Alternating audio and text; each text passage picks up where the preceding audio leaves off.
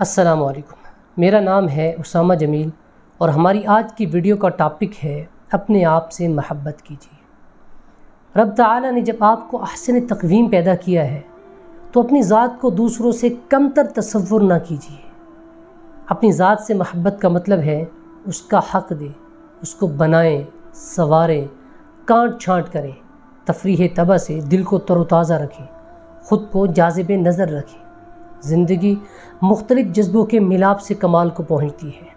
کسی خوشی کا جوش، کسی ہنر کا اعتماد، والدین کی چاہت اور بھروسہ، بہن بھائیوں سے بہترین تعلقات، اولاد پہ وارفتگی، زوج سے الفت و محبت، خدمت خلق کی لگن اور اس سے ملنے والی سرشاری، خوش گفتار ہونے کا فخر اور خوش مزاج ہونے کا سندیسہ، یہ وہ جذبے ہیں جو مل کر ایک شخصیت کی تعمیر کرتے ہیں۔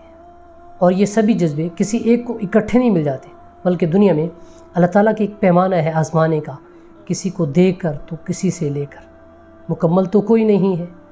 اب ہم پر منحصر ہے کہ کسی ایک جذبے کی عدم موجودگی کی صورت میں باقی جذبوں کو بالائے طاق نہ رکھیں، بلکہ اپنے آپ کو کھوجیں، تلاشیں کہ میرے رب نے مجھے کیا کیا صلاحیتیں عطا کر رکھی ہیں اور میرے کتنے احساسات و جذبات کی تکمیل کر رکھی ہے۔ جب بھی انسان اپنے آپ کو تلاشتا اور کھوجتا ہے تو پھر ان خوشیوں سے بھی نوازا جاتا ہے جو پہلے محرومیوں کی صورت میں پوشیدہ تھی۔